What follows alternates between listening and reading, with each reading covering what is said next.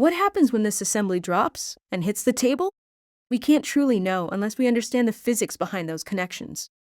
Introducing BrickSim, the first real-time physics-based simulator for interlocking brick assemblies.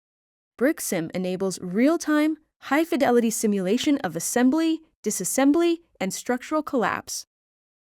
It faithfully reproduces real-world behavior, capturing not only when structures break, but exactly where they fail, delivering precise modeling of snap-fit connections.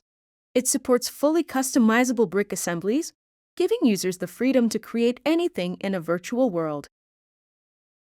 Moreover, BrickSim seamlessly integrates with a wide range of robotic systems, providing a unified virtual platform for researchers to develop intelligent policies or teleoperate robots in dexterous, long-horizon manipulation tasks.